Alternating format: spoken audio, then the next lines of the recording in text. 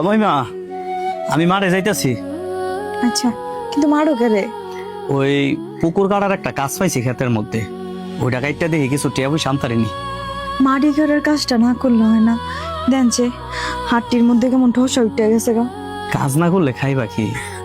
অটোটা নিছে গা, অটোটাও তার পাইতেছি না, ভাগ্য নাই লইয়া গেছে গা।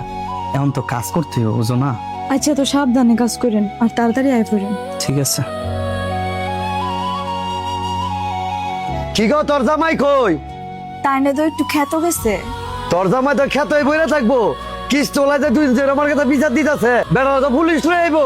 মামা, তাই না যে অটোটা চালাইতো, আপনারা তো জানেনই 5 নম্বর রোডের মধ্যে অটোটা ছিনতাইকারীরা ছিনতাই করে নিছে গা। এই অটোটা চালাই তো সংসার চালাইতো, কিস্তি মিস্তি দিত। বেড়া ধর এটা বুঝতো না। মামা, আমি আমার আব্বারে ফোন দিছি, আমার আব্বাই যদি কিছু টিয়া ম্যানেজ করে আমার দেয়, পরে আমি আপনারে ফোন দিই মনে।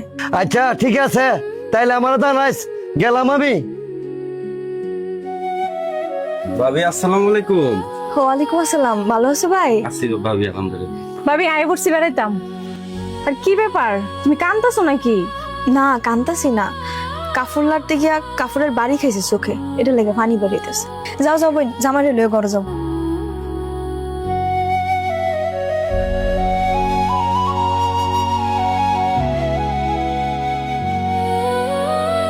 মনটা খারাপ করে রাখছেন কি লিখা? বইনটা আইছে, বইনের জামাইটাও আইছে, ঘরের ভিতরে এত অভাব, তারপর কিস্তি টিয়ার লাগিয়া ছবি আমার কাছে বিচার দিয়ে গেছে। এখন বুঝতেছি না, হাতে 10টা টিয়া নাই, কি করবো আমি কিচ্ছু বুঝতেছি না। আপনি এত চিন্তা করতেছেন কি লিগা? আমি আছি না আপনার পাশে। আর আল্লাহ মানুষকে কি এমনি বিপদের মধ্যে ভালাই রাখে, কোনো না কোনো ভাবে বিপদ থেকে উদ্ধার করে।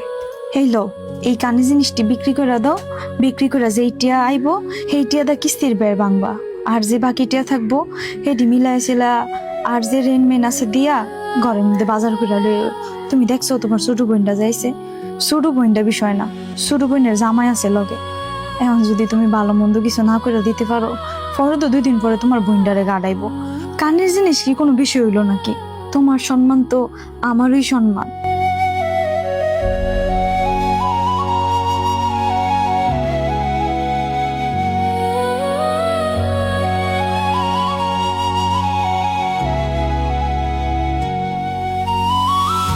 চিন্তা করো না।